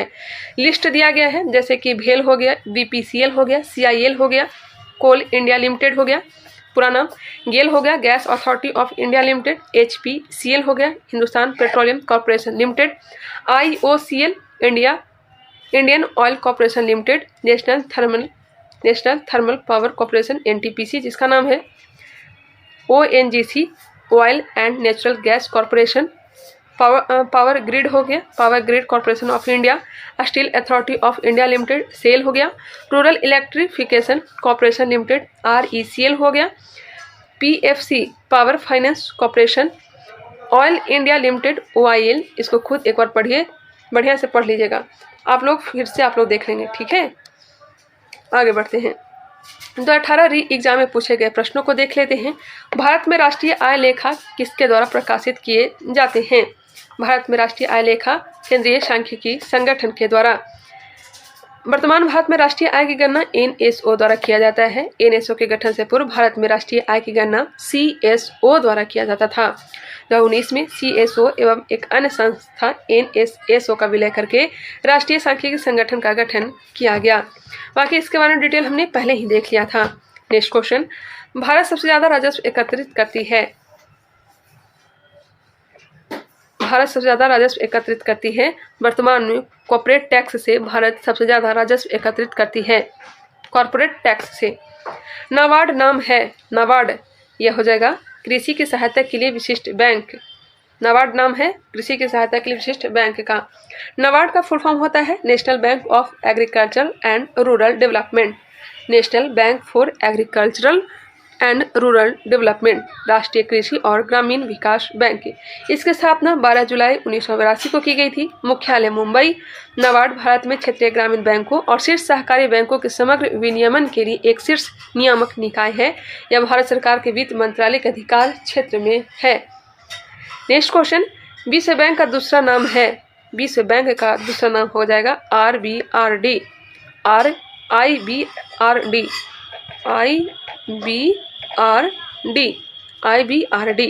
IBRD का फुल फॉर्म हो जाएगा international bank for reconstruction and development. विश्व बैंक का पूरा नाम है पुनर्निर्माण और विकास के लिए अंतर्राष्ट्रीय बैंक है। यह विश्व बैंक समूह बनाने वाले 5 सदस्य संस्थाओं में से पहला है। International bank for instruction and development एक अंतर्राष्ट्रीय वित्तीय संस्थान है। इसकी स्थापना 1944 में हुई थी। इसका मुख्यालय कहाँ है? तो वाशिंगटन DC में है, जो कि संयुक्त राज्य अमेरिका में है। यह विश्व बैंक समूह की ऋण देने वाली शाखा है। IBRD मध्यम आय वाले विकासशील देशों को ऋण प्रदान करता है। IBRD मध्यम आय वाले विकासशील देशों को ऋण प्रदान करता है। विश्व बैंक एक अंतर्राष्ट्रीय वित्तीय संस्थान है। यह पूंजीगत परियोजनाओं को आगे बढ़ाने के उद्देश्य से निम्न और मध्यम आय वाले देशों की सरकारों को ऋण और अनुदान प्रदान करता है। विश्व bank international bank for instruction and development, जिसका नाम है IBRD, और नेशनल डेवलपमेंट एसोसिएशन IDA का सामूहिक नाम है, जो विश्व बैंक समूह के स्वामित्व वाले 5 अंतर्राष्ट्रीय संगठनों में से 2 हैं। इसकी स्थापना 1944 के ब्रेटन वुड्स सम्मेलन में अंतर्राष्ट्रीय मुद्रा कोष के साथ की गई थी। वर्तमान में 2023 में विश्व बैंक के कुल 189 सदस्य हैं। विश्व बैंक एवं अंतर्राष्ट्रीय मुद्रा कोष का मुख्यालय कहाँ है? तो वाशिंगटन DC में है। विश्व बैंक का भी, अंतर्राष्ट्रीय मुद्रा कोष का भी। नेक्स्ट क्वेश्चन, समुदाय के स्वास्थ्य का पता चलता है। समुदाय के स्वास्थ्य का पता चलता है शिशु मृत्यु दर से। शिशु मृत्यु दर से हर 1000 जन्म में 1 साल की उम्र से पहले मरने वाले बच्चों की संख्या को शिशु मृत्यु दर कहते हैं। यह आंकड़ा जितना कम होगा वह विकास के दृष्टिकोण से उतना ही बेहतर माना जाएगा। शिशु मृत्यु दर एक महत्वपूर्ण पैमाना है जिसे किसी भी क्षेत्र में उपलब्ध स्वास्थ्य सेवाओं की उपलब्धता और गुणवत्ता का पता चलता है। तो चलिए आज के लिए इतना ही रहने देते हैं, क्योंकि इकोनॉमिक्स से आप लोगों को बोरिंग लग रहा होगा। नेक्स्ट वीडियो में इसे कंप्लीट करने का मैं प्रयास करूंगी। मिलते हैं नेक्स्ट वीडियो में, तब तक के लिए धन्यवाद। हेलो फ्रेंड्स, स्वागत है हमारे यूट्यूब चैनल पे। इस वीडियो में हम लोग देखने वाले हैं बिहार दरोगा प्रीवियस ईयर क्वेश्चन, और हम लोग देख रहे थे इकोनॉमिक्स। इकोनॉमिक्स अभी कंप्लीट नहीं हुआ है, फर्स्ट पार्ट हो चुका है। अगर आपने नहीं देखा है तो लिंक जो है डिस्क्रिप्शन बॉक्स में मिल जाएगा, वहां से आप लोग देख सकते हैं। फिलहाल इसे स्टार्ट करते हैं। 22/7/2018 में पूछे गए प्रश्न मेन्स एग्जाम में पूछे गए थे। फर्स्ट नंबर क्वेश्चन, 2011 के जनगणना के अनुसार भारत में न्यूनतम जनसंख्या घनत्व वाला राज्य है। न्यूनतम जनसंख्या घनत्व वाला राज्य कौन सा है? यह हो जाएगा अरुणाचल प्रदेश। अरुणाचल प्रदेश 2011 के जनगणना के अनुसार जनसंख्या घनत्व वाला राज्य कौन सा है? तो अरुणाचल प्रदेश है, 17 व्यक्ति प्रति वर्ग किलोमीटर। राज्यों में सबसे अधिक जनसंख्या घनत्व किसका है? तो यह बिहार का है। कितना है? तो 1106 व्यक्ति प्रति वर्ग किलोमीटर। बिल्कुल आराम से कंप्लीट करने वाले हैं। भारत का जनसंख्या घनत्व कितना है? तो 382 व्यक्ति प्रति वर्ग किलोमीटर है। जनसंख्या घनत्व किसी भौगोलिक क्षेत्र में रहने वाले लोगों की संख्या है। इसे आमतौर पर प्रति वर्ग किलोमीटर क्षेत्र में रहने वाले लोगों की संख्या से मापा जाता है। नेक्स्ट क्वेश्चन, अंतर्राष्ट्रीय मुद्रा कोष का वित्तीयन किसके द्वारा किया जाता है? अंतर्राष्ट्रीय मुद्रा कोष का वित्तीयन किसके द्वारा? तो सदस्य देश के द्वारा किया जाता है। IMF को इसके सभी 190 सदस्य देशों द्वारा वित्त पोषित किया जाता है। IMF के सदस्यों को अंशदान के आधार पर उन्हें मत देने का अधिकार भी दिया गया है। अंतर्राष्ट्रीय मुद्रा कोष है क्या? IMF है क्या? इंटरनेशनल मॉनेटरी फंड इसका फुल फॉर्म है। IMF की स्थापना 27 दिसंबर 1945 को किया गया। IMF का मुख्यालय कहाँ है? तो वाशिंगटन DC में है। IMF सदस्य देशों के बीच भुगतान संतुलन में सहयोग देती है। IMF में वर्तमान में 190 देश शामिल हैं। रिजर्व ट्रेज शब्द का संबंध अंतर्राष्ट्रीय मुद्रा कोष से है। रिजर्व ट्रेज शब्द का संबंध किससे है? तो अंतर्राष्ट्रीय मुद्रा कोष से है। नेक्स्ट क्वेश्चन, बेरोजगारी व मुद्रास्फीति के संयुक्त घटक कहलाती है। बेरोजगारी व मुद्रास्फीति के संयुक्त घटक क्या कहलाती है? तो इसे कहते हैं स्टैगफ्लेशन। स्टैगफ्लेशन इसमें मुद्रास्फीति के साथ साथ मंदी की स्थिति होती है, अर्थात महंगाई अधिक रहने के कारण बाजार में चीज नहीं बिक पाती, जिससे बाजार में मंदी आ जाती है। ठीक है। नेक्स्ट क्वेश्चन है, उसी में डिटेल दिया गया है। मुद्रास्फीति या महंगाई को दूर करने के लिए बाजार में तरलता को कम करना चाहिए। मंदी को दूर करने के लिए बाजार में तरलता को बढ़ाना चाहिए। साथ ही लोगों की क्रय शक्ति को बढ़ाने का प्रयास करना चाहिए। स्टैगफ्लेशन है क्या? स्टैगफ्लेशन है क्या? जब बाजार में किसी एक दो वस्तु का दाम बढ़ता है तो उसे स्टैगफ्लेशन कहा जाता है। यहाँ पे स्टैगफ्लेशन दिया गया है। नेक्स्ट है इन्फ्लेशन। जब बाजारों में अधिकतर चीज़ों का औसत दाम बढ़ा हुआ होता है तो उसे इन्फ्लेशन कहा जाता है। हाइपर इन्फ्लेशन क्या है? तो जहां वस्तुओं और सेवाओं की कीमतें तेजी से और अनियंत्रित रूप से बढ़ती है उसे हाइपर इन्फ्लेशन कहा जाता है। डिफ्लेशन क्या है? तो जब बाजार में अधिकतर चीज़ों का औसत दाम घटा हुआ प्रतीत होता है उसे डिफ्लेशन कहते हैं। एक बार फिर से मैं बता देती हूँ, यहाँ पे से देख लेते हैं। बेरोजगारी और मुद्रास्फीति के संयुक्त घटक क्या कहलाता है? तो स्टैगफ्लेशन कहलाता है। इसमें मुद्रास्फीति के साथ साथ मंदी की स्थिति होती है, अर्थात महंगाई अधिक रहने के कारण बाजार में चीज नहीं बिक पाती, जिससे बाजार में मंदी आ जाती है। मुद्रास्फीति या महंगाई को दूर करने के लिए बाजार में तरलता को कम करना चाहिए। मंदी को दूर करने के लिए बाजार में तरलता को बढ़ाना चाहिए। साथ ही लोगों की क्रय शक्ति का बढ़ाने का प्रयास भी करना चाहिए। नेक्स्ट है स्टैगफ्लेशन। जब बाजार में किसी एक दो वस्तु का दाम बढ़ता है तो उसे स्टैगफ्लेशन कहा जाता है। इन्फ्लेशन क्या है? तो जब बाजारों में अधिकतर चीज़ों का औसत दाम बढ़ा हुआ होता है, अधिकतर चीज़ों का दाम बढ़ा होता है उसे क्या कहते हैं? इन्फ्लेशन कहते हैं। हाइपर इन्फ्लेशन क्या है? तो जहां वस्तुओं और सेवाओं की कीमतें तेजी से और अनियंत्रित रूप से बढ़ती है उसे हाइपर इन्फ्लेशन कहते हैं। डिफ्लेशन किसे कहेंगे? जब बाजार में अधिकतर चीज़ों का औसत दाम घटा हुआ प्रतीत होता है उसे डिफ्लेशन कहते हैं। तो समझ में आ गया होगा। आप लोग फिर से एक बार खुद से भी देख लीजिएगा। चलिए आगे बढ़ते हैं। बैंक दर को बढ़ाने का प्रभाव कम हो जाएगा यदि CRR कम कर दी जाए। CRR कम कर दी जाए। बैंक दर ब्याज की दर है जो एक केंद्रीय बैंक एक वाणिज्यिक बैंक को दिए गए ऋण और अग्रिम पर लेता है। बैंक दर ब्याज की दर है जो एक केंद्रीय बैंक एक वाणिज्यिक बैंक को दिए गए ऋण और अग्रिम पर लेता है। यदि केंद्रीय बैंक दर को बढ़ाती है तो वाणिज्यिक बैंक को महंगा ऋण मिलेगा, जिसे लोग लेना पसंद नहीं करेंगे। प्रश्न के अनुसार अब इसके प्रभाव को कम करना है, अर्थात ऋण को सस्ता करना पड़ेगा। ऋण को सस्ता करने के लिए केंद्रीय बैंक द्वारा CRR को कम कर दिया जाएगा। CRR है क्या? तो कैश रिजर्व रेशियो है, नगद आरक्षित अनुपात है। किसी बैंक की कुल जमा का प्रतिशत है जिसे RBI के पास आरक्षित के रूप में नकदी में जमा करना होता है। CRR पर केंद्रीय बैंक द्वारा वाणिज्यिक बैंकों को कोई ब्याज नहीं दिया जाता है। पहले भी हमने चर्चा कर लिया है। यदि CRR की मात्रा केंद्रीय बैंक द्वारा घटा दिया जाता है तो बैंकों के पास पहले की अपेक्षा ज़्यादा मात्रा में देने के लिए साख बचता है। CRR जितनी अधिक होती है, बैंकों की साख सृजन क्षमता उतनी ही कम होती है। बैंक दर कम करने से बाजार में तरलता बढ़ जाता है। बैंक दर कम करने से बाजार में तरलता बढ़ जाता है। नेक्स्ट क्वेश्चन है, निम्न सार्वजनिक उपकरण में कौन सा महारत नहीं है? कौन सा महारत नहीं है? तो इसका राइट आंसर हो जाएगा BSNL। महारत कंपनी के बारे में पहले भी बताया जा चुका है, हाँ हो चुका है। BSNL भारत संचार निगम लिमिटेड एक केंद्रीय सार्वजनिक क्षेत्र का उपक्रम है। इसका मुख्यालय नई दिल्ली में स्थित है। यह भारत सरकार के दूरसंचार विभाग संचार मंत्रालय के स्वामित्व में है। इसे 2000 ईस्वी में स्थापित किया गया था। नेक्स्ट क्वेश्चन पर गौर करेंगे, निम्न में से बहुआयामी गरीबी सूचकांक के संबंध में गलत कौन सा है? सूचकांक के 3 आयाम स्वास्थ्य, शिक्षा और जीवन स्तर होता है। यह सही दिया गया है। सूचकांक में प्रत्येक आयाम को समान भार दिया गया है। सूचकांक में 10 प्राचाल शामिल हैं, जबकि प्रत्येक प्राचाल को समान भार दिया गया है। यह गलत दिया गया है। देखिए, बहुआयामी गरीब सूचकांक, वैश्विक बहुआयामी गरीब सूचकांक MPI global multi dimension poverty index, इसको 2010 में ऑक्सफोर्ड गरीबी और मानव विकास पहल और संयुक्त राष्ट्र विकास कार्यक्रम द्वारा विकसित किया गया था। गरीबी की घटनाओं और तीव्रता को निर्धारित करने के लिए स्वास्थ्य, शिक्षा और जीवन स्तर के संकेतों का उपयोग करता है।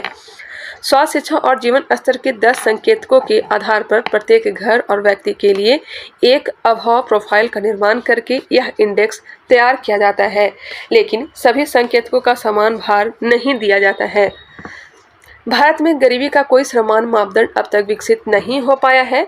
कुछ महत्वपूर्ण दिया गया है, जैसे कि सुरेश तेंदुलकर समिति ने 2011-12 में शहरी क्षेत्र में 33.33 और ग्रामीण क्षेत्र में 27.20 से कम आय अर्जन करने वाले को गरीब माना है। किसने? सुरेश तेंदुलकर ने शहरी क्षेत्रों में 33.33, ग्रामीण क्षेत्र में 27.20 से कम आय अर्जन करने वाले लोगों को क्या माना है? गरीब माना है।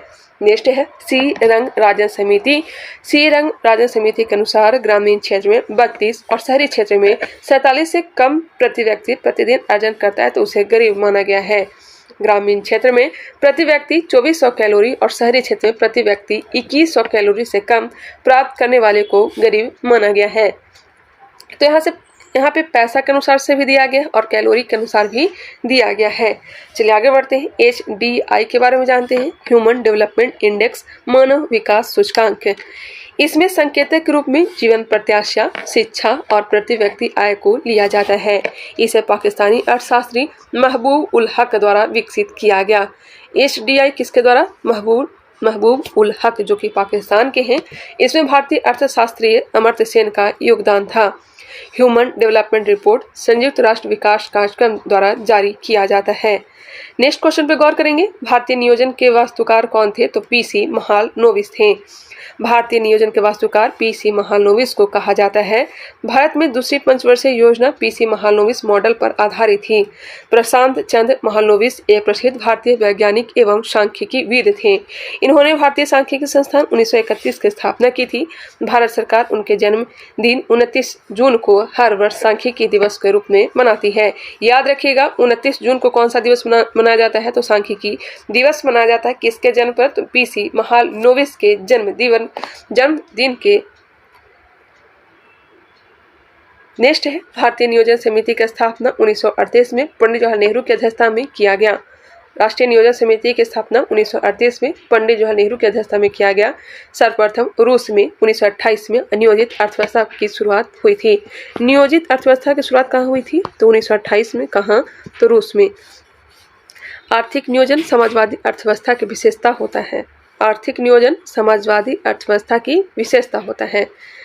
निम्न में से उसकी पहचान करें जो रिजर्व बैंक का कार्य नहीं है। RBI का कार्य इसमें से क्या नहीं है? विदेशी विनिमय भंडारण का संरक्षण करता है, करेंसी जारी करता है, नगद आरक्षण का संरक्षण करता है, जबकि जनता से प्राप्त जमा पर ब्याज देना यह गलत है। जनता तो इसमें पैसे जमा करते ही नहीं है, तो यह कहाँ से होगा? तो ऑप्शन C इसका राइट आंसर हो जाएगा। RBI जनताओं का बैंक नहीं है, बल्कि RBI व्यावसायिक बैंकों का बैंक है। क्योंकि आरबीआई में आम जनता खाता नहीं खोल सकता है, इसलिए आरबीआई जनता का कोई ब्याज भी नहीं देता। जनता से प्राप्त जमा पर ब्याज देना छोड़कर बाकी विकल्प में दिए गए कार्य जो है आरबीआई द्वारा किया जाता है। नेक्स्ट क्वेश्चन, भारत के किस राज्य में शिशु मृत्यु दर सबसे कम है? शिशु मृत्यु दर सबसे कम जो है यह केरल में है।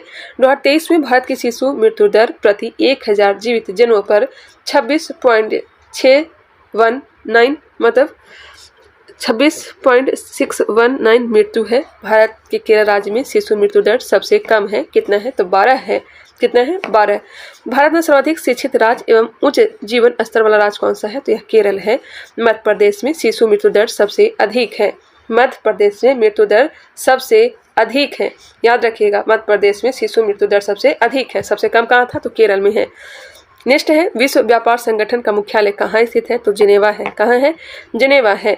विकसित देशों की पहल पर इसे आरंभ किया गया। WTO का फुल फॉर्म होता है वर्ल्ड ट्रेड ऑर्गेनाइजेशन। WTO विश्व व्यापार की सर्वोच्च संस्था है। गैट के स्थान पर 1 जनवरी 1995 को WTO की स्थापना की गई। कब? तो 1 जनवरी 1995 को WTO की स्थापना की गई। विश्व व्यापार संगठन का स्थापना उरुग्वे दौरे के लंबे बातचीत के बाद मारेकस संधि के तहत किया गया था। कौन से संधि के तहत? तो मारेकस संधि के तहत, याद रखिएगा, मारेकस संधि के तहत किया गया। WTO का मुख्यालय जिनेवा स्विट्जरलैंड में स्थित है। इसका शीर्ष निर्णय लेने वाला निकाय मंत्री स्तरीय सम्मेलन है जो प्रति 2 वर्ष में आयोजित होता है। अबर box, blue box, green box subsidy का संबंध विश्व व्यापार संगठन से है। अबर box, blue box, green box और सब्सिडी का संबंध किससे है? तो विश्व व्यापार संगठन से है। गैट का फुल फॉर्म क्या होता है? तो इसका फुल फॉर्म होता है general agreement on tariffs and trade.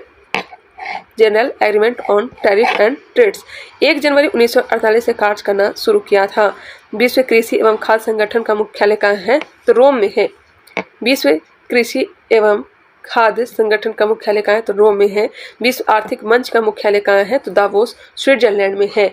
अब आगे बढ़ते हैं। स्टेनो ASI 2018 में पूछे गए प्रश्नों को देखेंगे। ये भी प्री एग्जाम में पूछे गए थे। नरसिम्हा कमेटी प्रथम निम्नलिखित में से किन सुधारों से संबंधित है? नरसिम्हा कमेटी प्रथम का संबंध हो जाएगा बैंकिंग संरचना सुधार से। भारतीय अर्थव्यवस्था में 1991 के आर्थिक संकट के उपरांत बैंकिंग क्षेत्र के सुधार की दृष्टि से जून 1991 में एम नरसिम्हम समिति की अध्यक्षता में नरसिम्हम समिति अथवा वित्तीय क्षेत्र सुधार समिति की स्थापना की गई। एम नरसिम्हम समिति की अध्यक्षता में समिति ने बड़े भारतीय बैंकों के विलय के लिए भी सिफारिश की थी। नरसिम्हम समिति ने भारतीय बैंकों के विलय के लिए भी सिफारिश की थी। इस समिति ने नए निजी बैंकों के खोलने का सुझाव दिया। बैंकों को राजनीतिक हस्तक्षेप से मुक्त रखने की सलाह भी उन्होंने दिया था। इसके अधिकतर सुझाव को मान लिया गया था। नेक्स्ट है चलैया समिति। चलैया समिति का संबंध हो जाएगा कर सुधार से। विवेक देवराय समिति का संबंध रेलवे में सुधार से है। इस समिति की सिफारिश पर रेल बजट को आम बजट के साथ मर्ज कर दिया गया। विवेक देवराय समिति के द्वारा ही रेल बजट को आम बजट के साथ क्या कर दिया गया? मर्ज कर दिया गया। कब? 2017 में। मल्होत्रा कमेटी का संबंध बीमा क्षेत्र से है। तेंदुलकर समिति का संबंध गरीब के निर्धारण से है। सच्चर समिति का संबंध मुसलमानों के पिछड़ेपन से है। आबिद हुसैन समिति का संबंध लघु उद्योग से है। मीरा सेठ समिति का संबंध हथकरघा उद्योग से है। महाजन समिति का संबंध चीनी उद्योग से है। यहाँ पे जितने भी पॉइंट दिए गए हैं यह सभी के सभी इंपॉर्टेंट है, इसलिए आप लोग ध्यान रखेंगे। मल्होत्रा समिति का संबंध बीमा क्षेत्र से, तेंदुलकर समिति का संबंध गरीबी के निर्धारण से, सच्चर समिति का संबंध मुसलमानों के पिछड़ेपन से, आबिद हुसैन समिति का संबंध लघु उद्योग से, मीरा सेठ समिति का संबंध हथकरघा उद्योग से, महाजन समिति का संबंध चीनी उद्योग से है। आगे बढ़ते हैं। निम्न में से केंद्र सरकार की कौन सी योजना भारत के उच्च शहरों के विकास से संबंधित है? उच्च शहरों के विकास हो जाएगा तो अमूर्त, जिसे अमृत कहते हैं, 25 जून 2015 को प्रारंभ किया गया था। अमृत 25 जून 2015।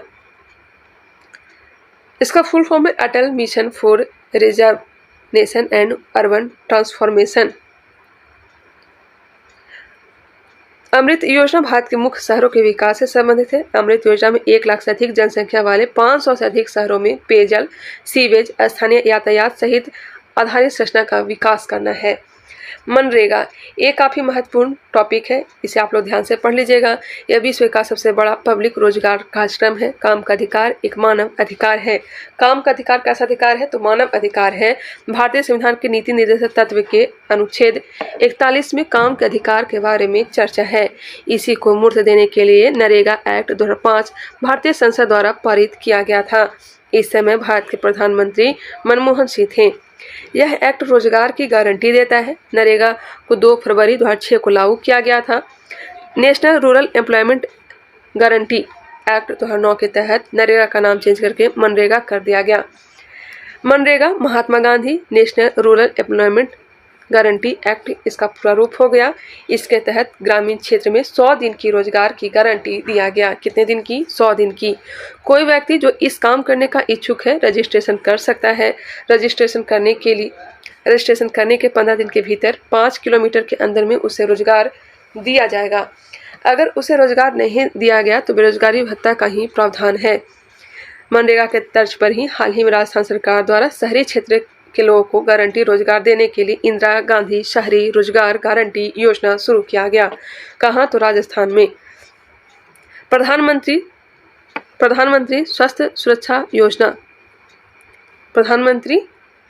सुरक्षा योजना, इस योजना को मार्च 2006 में शुरू की गई थी।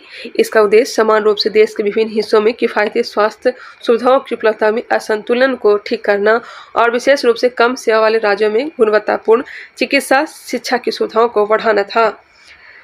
PMGSY प्रधानमंत्री ग्राम सड़क योजना, इसे 15 अगस्त 2000 को लॉन्च किया गया था। इसे कब? 15 अगस्त 2000 को लॉन्च किया गया था। यह भारत में असंबद्ध गाँव को हर मौसम में अच्छी सड़क कनेक्टिविटी प्रदान करने की एक राष्ट्रव्यापी योजना थी। इस समय भारत के प्रधानमंत्री कौन थे? तो अटल बिहारी वाजपेयी थे। भारत की राजकोषीय नीति किसके द्वारा प्रतिपादित की जाती है? तो यह प्रतिपादित की जाती है वित्त मंत्रालय के द्वारा। भारत की राजकोषीय नीति भारत सरकार के वित्त मंत्रालय द्वारा प्रतिपादित की जाती है। मौद्रिक नीति केंद्रीय रिजर्व बैंक द्वारा जारी की जाती है। सेबी भारत में प्रतिभूति और वित्त का नियामक बोर्ड है। नेक्स्ट क्वेश्चन, जनसंख्या लाभांश किसे निर्धारित करता है? मैं बिल्कुल लगातार से कंप्लीट करने वाली हूँ, बीच में कोई भी टाइम वेस्ट नहीं करने वाले, आप लोग बस ध्यान से सुनते चलेंगे। जनसंख्या लाभांश किसे निर्धारित करता है? किसी जनसंख्या की तरुण आयु संरचना पर। जनसंख्या लाभांश या जनसांख्यिकी लाभांश का मतलब यह है कि किसी देश की जनसंख्या में काम करने वालों की संख्या उन पर आश्रित लोगों की संख्या से ज़्यादा है।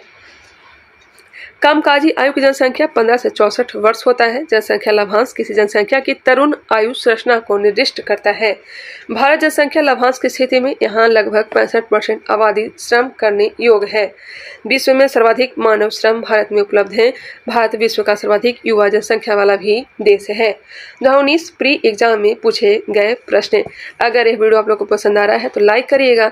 चैनल को अभी तक सब्सक्राइब नहीं किए तो सब्सक्राइब कर लीजिए। मैं बार बार चिल्लाती तो नहीं, लेकिन एक आध बार कहना आप लोग को बहुत ज़रूरी हो जाता है। आप लोग तो सुनते हैं नहीं। चलिए, आपकी इच्छा होगी तो सब्सक्राइब करेंगे, लाइक भी करेंगे। आगे बढ़ते हैं। फर्स्ट नंबर क्वेश्चन, CDB का पूर्ण रूप क्या है? तो इसका फुल फॉर्म हो जाएगा small industry development bank of India. Small industry development bank of India. CDB लघु उद्योग क्षेत्र के सर्वोच्च बैंक है। CDB की स्थापना 2 अप्रैल 1990 को किया गया था। इसका मुख्यालय कहाँ है? तो लखनऊ में। भारत में सूक्ष्म लघु और मध्यम उद्यम वित्त कंपनियों के समग्र लाइसेंसिंग और विनियमन के लिए शीर्ष नियामक निकाय है। एक ही क्वेश्चन शायद पूछा गया था। हाँ, एक ही क्वेश्चन प्री एग्जाम में पूछे गए थे। अब तो बहुत सारे क्वेश्चन इकोनॉमिक्स से पूछे जाने लगे हैं। मेंस एग्जाम में पूछे गए प्रश्न को भी देख लेते हैं। There is no such things as a free lunch पुस्तक किसने लिखा है? There is no such things as a free launch. There is no such things as a free launch पुस्तक किसने लिखा है? मिल्टन फ्रीडमैन ने। यह अमेरिका के राष्ट्रपति रोनाल्ड रीगन और ब्रिटिश प्रधानमंत्री मार्गरेट थैचर के आर्थिक सलाहकार भी रहे थे। किसके? तो अमेरिका के राष्ट्रपति रोनाल्ड रीगन और ब्रिटिश प्रधानमंत्री मार्गरेट थैचर के आर्थिक सलाहकार रहे थे। There is no such thing as a free lunch पुस्तक मिल्टन फ्रीडमैन द्वारा लिखा गया है। इनको 1976 में अर्थशास्त्र में नोबेल पुरस्कार प्रदान किया गया था। कब? 1976 में। इन्होंने मैक्रो इकोनॉमिक सिद्धांतों के विश्लेषण में बहुत ही महत्वपूर्ण योगदान दिया। फ्रीडमैन अमेरिकी अर्थशास्त्री थे जिन्होंने खपत विश्लेषण, मौद्रिक इतिहास और सिद्धांत एवं स्थिरीकरण नीति की जटिलता पर अपना शोध किए। फ्रेडरिक लिस्ट को जर्मनी के आर्थिक राष्ट्रवाद का पिता माना जाता है। जर्मनी के एकीकरण के जनक बिस्मार्क को कहा जाता है। हिटलर जर्मनी का तानाशाह थे जिसमें द्वितीय विश्व युद्ध का शुरुआत किया था जिसने द्वितीय विश्व युद्ध का शुरुआत किया था। इनकी आत्मकथा है मीन कैफ। मीन कैफ किसकी आत्मकथा है? याद रखिएगा, हिटलर का। मीन कैफ किसकी आत्मकथा है? हिटलर का है। वस्तु संयोग स्थानापन्न का उदाहरण है तो पेन और स्याही। पेन और स्याही। वस्तु संयोग स्थानापन्न वह अवस्था है जिसमें एक वस्तु को दूसरे वस्तु के बिना कोई उपयोग नहीं हो सकता, जैसे कि पेन और स्याही। जब स्याही नहीं रहेगा तो पेन का क्या काम? पेट्रोल और गाड़ी, अगर पेट्रोल नहीं तो गाड़ी भी नहीं का संयोग स्थानापन्न का उदाहरण है। अब तो बैटरी वाली भी गाड़ी चल रही है। वस्तु प्रतिस्थापन में एक वस्तु दूसरे वस्तु के पूरक होते हैं, अर्थात एक के बदले दूसरे का प्रयोग किया जा सकता है, जैसे कि चाय का बदले कॉफ़ी। अगर चाय नहीं होगा तो कॉफ़ी हम लोग पी सकते हैं, अगर कॉफ़ी नहीं होगा तो हम लोग चाय भी पी सकते हैं। इसे हम लोग क्या कहेंगे? इसे कहेंगे वस्तु विस्थापन में एक वस्तु के पूरक होते हैं, अर्थात एक के बदले दूसरे का प्रयोग किया जा सकता है। नेक्स्ट है 2011 की जनगणना के अनुसार सर्वाधिक जनसंख्या किस राज्य की है? तो उत्तर प्रदेश की है। 2011 की जनगणना के अनुसार भारत का आबादी विश्व की आबादी का 17.5% है। आगे बढ़ते हैं। 2019 फर्स्ट शिफ्ट में पूछे गए प्रश्न। जीडीकेपी यहाँ पे, अच्छा, जीडीकेपी ग्रॉस डोमेस्टिक नॉलेज प्रोडक्ट का संबंध, माफ करिएगा, जीडीकेपी शब्द के खोजकर्ता कौन है? अच्छा, खोजकर्ता का नाम पूछा गया है तो इनका नाम हो जाएगा उम्ब्रेटो सुलपासो। ग्रॉस डोमेस्टिक नॉलेज प्रोडक्ट सकल घरेलू ज्ञान उत्पाद जीडीकेपी के प्रवर्तक दक्षिणी कैलिफोर्निया विश्वविद्यालय के प्रोफेसर उम्ब्रेटो सुलपासो हैं। जीडीकेपी आधारित अर्थव्यवस्था को 4 बुनियादी स्तंभों के माध्यम से किसी राष्ट्र के विकास और भविष्य की माप की जाती है, जैसे कि knowledge items, country knowledge producing matrix, country knowledge user matrix, cost of learning.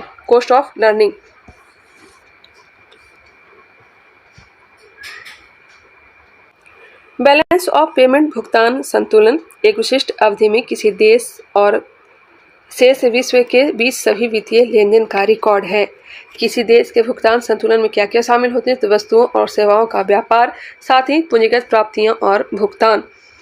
BOP को अंतर्राष्ट्रीय भुगतान संतुलन के रूप में जाना जाता है। किसी देश के भुगतान संतुलन में वस्तुओं और सेवाओं का व्यापार तथा पूंजीगत प्राप्तियां और भुगतान शामिल होती हैं। बीओपी किसी देश में आने वाले धन और शेष विश्व में जाने वाले धन के बीच का अंतर है। भुगतान संतुलन खाता 2 प्रकार के होते हैं, एक होते हैं चालू खाता, एक होते हैं पूंजी खाता, करेंट अकाउंट, और एक होते हैं कैपिटल अकाउंट।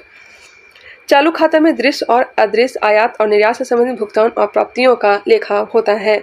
पूंजी खाता में पूंजीगत भुगतान एवं प्राप्तियों का लेन देन होता है। चालू खाता में दृश्य और अदृश्य आयात और निर्यात से संबंधित भुगतान और प्राप्तियों का लेखा होता है। वही पूंजी खाता में पूंजीगत भुगतान एवं प्राप्तियों का लेन देन होता है।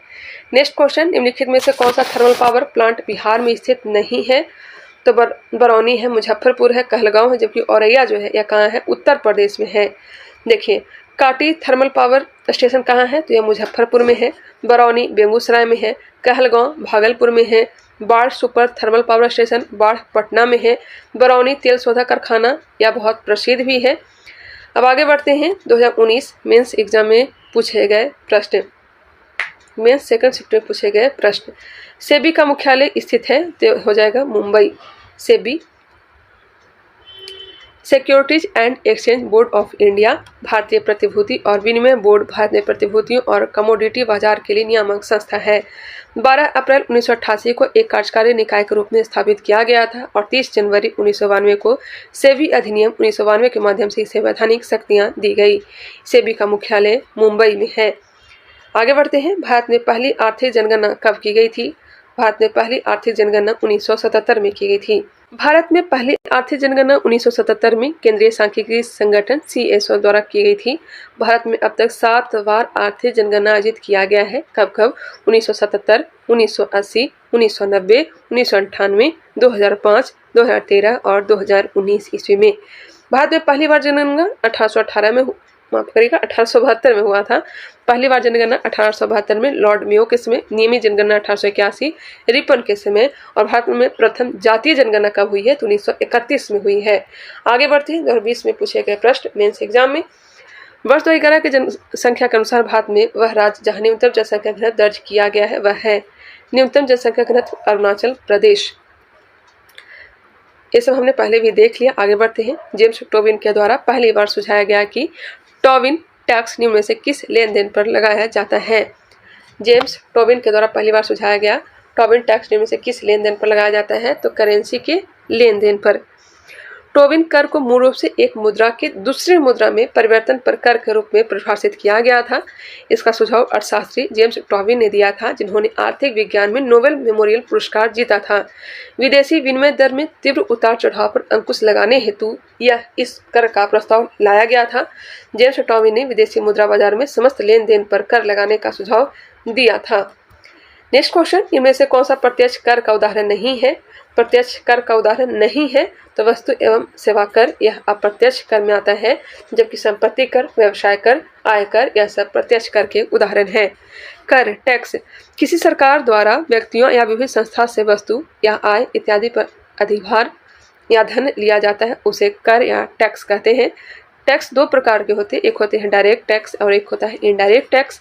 यह वह कर है, मतलब प्रत्यक्ष कर है क्या, इसे हम देखेंगे। यह वह कर है जो जिस व्यक्ति पर लगाया जाता है, अंतिम रूप से भुगतान उसी को करना पड़ता है, जैसे कि आयकर, निगम कर, उपहार कर, संपत्ति कर, ये सभी के सभी। मृत्यु कर भी प्रत्यक्ष कर में ही आता है। वही अप्रत्यक्ष कर वह कर है जो लगाया जाता है किसी और पर, अंतिम रूप से भुगतान उपभोक्ता को करना पड़ता है, जैसे कि सेवा कर, बिक्री कर, मनोरंजन कर, उत्पाद शुल्क, सीमा शुल्क इत्यादि। वर्तमान में भारत में सभी अप्रत्यक्ष करों को एक सिंगल कर में बदल दिया गया है, जिसे जीएसटी नाम दिया गया है। GST goods and service tax. यह एक अप्रत्यक्ष कर है जिसकी स्थापना लाया कब गया था तो 1 जुलाई 2017। 1 जुलाई को जीएसटी दिवस मनाया जाता है। 101वां संविधान संशोधन वस्तु एवं सेवा कर से संबंधित है। 1954 में जीएसटी लागू करने वाला दुनिया का पहला देश कौन सा है तो फ्रांस है। नेक्स्ट क्वेश्चन, शिक्षक व्यक्तियों का विकासशील देशों में विकसित देशों की ओर पलायन कहलाता है। शिक्षक व्यक्तियों का विकासशील देशों से विकसित देशों की ओर पलायन क्या कहलाता है? प्रतिभा पलायन। क्या कहलाता है? प्रतिभा पलायन कहलाता है। इसका मतलब किसी देश के सबसे प्रतिभाशाली और शिक्षित श्रमिकों को दूसरे देशों में बेहतर रोजगार की तलाश में जाना है। एग्जाम्पल के तौर पर, भारत में एक बच्चा आईआईटी से पढ़ता है एवं अमेरिका में काम करने के लिए चला जाता है तो वह अमेरिका के विकास के लिए काम कर रहा होता है, जबकि उसके मातृ देश भारत को उससे कुछ फायदा नहीं होता। प्रतिभा पलायन किसी देश के मानवीय संसाधन पर विपरीत प्रभाव डालता है। आगे बढ़ते हैं। 2020 में पूछे गए प्रश्न को क्लियर करते चलेंगे। मांग में परिवर्तन के निम्नलिखित में से कौन से कारण हैं? मांग में परिवर्तन के निम्नलिखित में से कौन से कारण हैं? तो हो जाएगा उपभोक्ता की आय में परिवर्तन, संबंधित वस्तुओं की कीमतों में परिवर्तन, जनसंख्या वृद्धि में। इसका राइट आंसर हो जाएगा ए सभी। मांग में बदलाव का मतलब है कि किसी उत्पाद या सेवा की मांग में वृद्धि या कमी। मांग में बदलाव के कुछ कारण ए हैं। मांग में बदलाव का मतलब है कि किसी उत्पाद या सेवा की मांग में वृद्धि या कमी। मांग में बदलाव के कुछ कारण ए दिए गए हैं, जैसे कि उपभोक्ताओं की आय में बदलाव, माफ करिएगा, उपभोक्ता की आय में बदलाव। लगातार थोड़ा सा बोलने से मिस्टेक हो जाता है, इसलिए आप लोग नेगेटिव चीजों पर ध्यान नहीं देंगे। उपभोक्ताओं की आय में बदलाव, वस्तुओं की कीमत में बदलाव, उपभोक्ताओं की पसंद में बदलाव, प्रौद्योगिकियां, जनसंख्या, फैशन में बदलाव, जलवायु में बदलाव। आगे बढ़ते हैं। 2021 में पूछे गए प्रश्न को क्लियर करेंगे। भारत की आर्थिक राजधानी किसे कहा जाता है तो मुंबई को कहा जाता है, जबकि राजनीतिक राजधानी नई दिल्ली को, सांस्कृतिक राजधानी वाराणसी को कहा जाता है। स्टार्टअप कैपिटल ऑफ इंडिया नई दिल्ली को कहा जाता है। पहले बेंगलुरु को यह दर्जा प्राप्त था। याद रखिएगा, स्टार्टअप कैपिटल ऑफ इंडिया किसे कहा जाता है तो नई दिल्ली को। भारत की साइंस सिटी बेंगलुरु को कहा जाता है। भारत का सिलिकॉन वैली बेंगलुरु को ही कहा जाता है, जबकि साइलेंट वैली केरल को कहा जाता है। वैली ऑफ फ्लावर, फूलों की घाटी, उत्तराखंड में है। भारत का स्टील सिटी बोकारो को कहा जाता है। अहमदाबाद को भारत का मैनचेस्टर, उत्तर भारत का मैनचेस्टर कानपुर को कहा जाता है। दक्षिण भारत का मैनचेस्टर कोयम्बटूर को। मैनचेस्टर इंग्लैंड में सूती वस्त्र उत्पादन के लिए प्रसिद्ध है। जमशेदपुर को भारत का पीठ स्वर्ग कहा जाता है। आगे बढ़ते हैं, मेंस एग्जाम में पूछे गए प्रश्न। इसमें एक भी प्रश्न इकोनॉमिक्स से नहीं पूछे गए थे। अब 2021 प्री एग्जाम में पूछे गए प्रश्न को क्लियर करेंगे। निजी क्षेत्र में लघु व मध्यम उद्योग के विकास के उद्देश्य से औद्योगिक ऋण व निवेश निगम का प्रयोजनकर्ता कौन थे? विश्व बैंक का मिशन। निजी क्षेत्र में लघु व मध्यम उद्योग के विकास के उद्देश्य से औद्योगिक ऋण व निवेश निगम का प्रयोजनकर्ता कौन था? तो यह हो जाएगा विश्व बैंक का मिशन। पहले ही विश्व बैंक के बारे में बताया जा चुका है। 7वीं पंचवर्षीय योजना के अंतर्गत अपनाए गए विकास व्यूहरचना है। 7वीं पंचवर्षीय योजना के अंतर्गत अपनाए गए विकास व्यूहरचना है जो हो जाएगा कृषिगत विकास उन्मुख समृद्धि। 7वीं पंचवर्षीय योजना का जो काल है 1985 से 90 है। इस योजना के अंतर्गत अपनाई गई विकास व्यूहरचना कृषिगत विकास उन्मुख समृद्धि थी। नेक्स्ट क्वेश्चन, अर्थशास्त्र को जिस अध्ययन के रूप में श्रेष्ठता या परिभाषित किया जाता है वह है। अर्थशास्त्र को किस प्रकार समाज अपने सीमित साधनों की प्रबंध करे? किस प्रकार समाज अपने सीमित साधनों की प्रबंध करे? एडम स्मिथ ने अर्थशास्त्र को धन का विज्ञान कहा है। अर्थशास्त्र का पिता किसे कहा जाता है? एडम स्मिथ को। अर्थशास्त्र में इस बात का अध्ययन है कि लोग, व्यवसाय, सरकारें और देश उत्थान, वितरण और उपभोग के लिए सीमित या दुर्लभ संसाधनों का उपयोग कैसे करते हैं। नेक्स्ट है, उत्पादन संभावना परिधि के अंदर स्थित बिंदु साध्य होता है पर कुशल नहीं। उत्पादन संभावना परिधि के अंदर स्थित बिंदु साध्य होता है पर कुशल नहीं। उत्पादन संभावना सीमा एक वक्र है। इसका उपयोग उन उत्पादों के मिश्रण की खोज हेतु किया जाता है जो उपलब्ध संसाधनों का सबसे कुशलता से उपयोग करें। उत्पादन संभावना परिधि के अंदर स्थित बिंदु साध्य होता है परंतु कुशल नहीं। 2001 की जनगणना के अनुसार भारत की जनसंख्या कितनी थी? तो 1029 मिलियन। पहले ही जनसंख्या के बारे में हमने डिटेल से जान लिया है। आगे बढ़ते हैं, 2021 सेकंड शिफ्ट में पूछे गए प्रश्न। निम्न में से क्या प्रवाह नहीं है? प्रवाह नहीं है। निम्न से क्या बाह्य प्रवाह नहीं है? तो ऋणों का भुगतान है, विदेशों में परिसंपत्तियों का खरीदना है, विदेशी कंपनियों के अंश पत्र को खरीदना है, जबकि विदेशों से ऋण प्राप्ति या बाह्य प्रवाह नहीं है। बाह्य प्रवाह नहीं है। बाह्य प्रवाह है क्या? एक्सटर्नल फ्लो है क्या? इसका अर्थ है किसके माध्यम से पूंजी भारत से बाहर जाएगा। अच्छा, विदेशों में कंपनियों की शेयरों या परिसंपत्तियों का खरीदना, ऋणों का भुगतान। अंतर प्रवाह क्या है? तो इसका अर्थ है इसके माध्यम से पूंजी बाहर से भारत आएगा। पूंजी अंतर प्रवाह का उदाहरण है विदेशों से ऋण प्राप्ति, भारत में प्रत्यक्ष विदेशी निवेश। भारत में निर्यात प्रोत्साहन हेतु 31 मार्च 2000 को घोषित योजना था। यह हो जाएगा विशेष आर्थिक क्षेत्र। 31 मार्च 2000 को घोषित योजना विशेष आर्थिक क्षेत्र है। विशेष आर्थिक क्षेत्र SEZS की घोषणा 2000 में किया गया था। विशेष आर्थिक क्षेत्र अधिनियम 2005 में लाया गया। विशेष आर्थिक क्षेत्र है क्या? स्पेशल इकोनॉमिक जोन है क्या? किसी देश की सीमाओं के भीतर यह एक विशिष्ट क्षेत्र होता है जिसमें देश के बाकी हिस्सों की तुलना में अलग व्यापार और व्यवसाय कानून होते हैं। SEZ के आर्थिक विकास को प्रोत्साहित करने के लिए डिजाइन किया गया है। इस क्षेत्र में अधिक अनुकूल आर्थिक नियम होते हैं जैसे कर प्रोत्साहन और कम टैरिफ इत्यादि।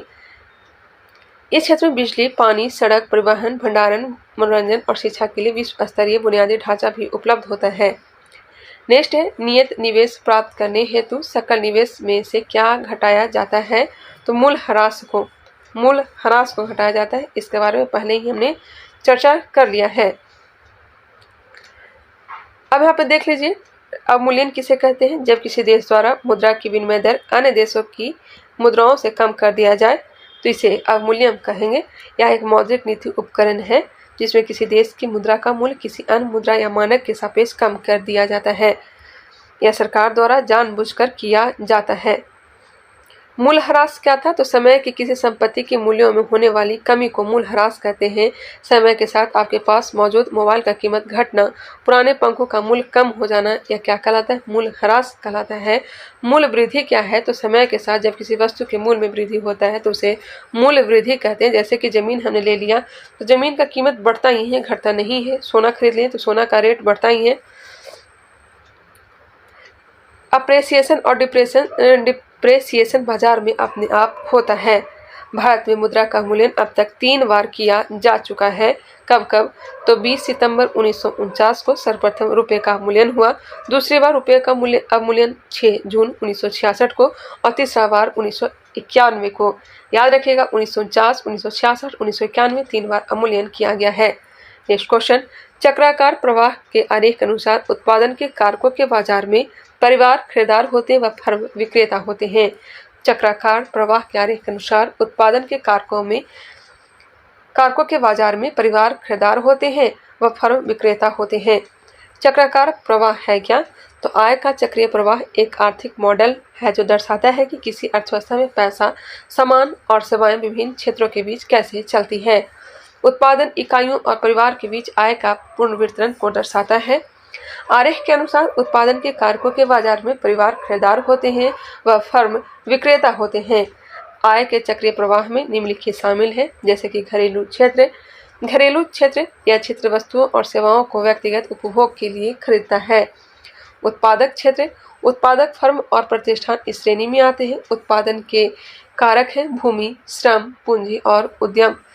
सरकारी क्षेत्र यह अर्थव्यवस्था का तीसरा क्षेत्र है जो राजस्व अर्जित करता है।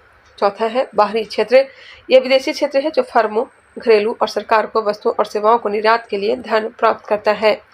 नेक्स्ट क्वेश्चन, व्यापार एवं प्रशुल्क पर समझौता कहाँ हुआ था? यह हुआ था जिनेवा में। नेक्स्ट क्वेश्चन, लोचपूर्ण मांग की स्थिति में कीमत में वृद्धि होने पर कुल आगम घट जाएगा। इसका डिटेल दिया गया है। वस्तु की मांग अधिक और आपूर्ति कम होने पर कीमत बढ़ जाएगी। मांग के नियम के अनुसार कीमत और आपूर्ति में गहरा संबंध है।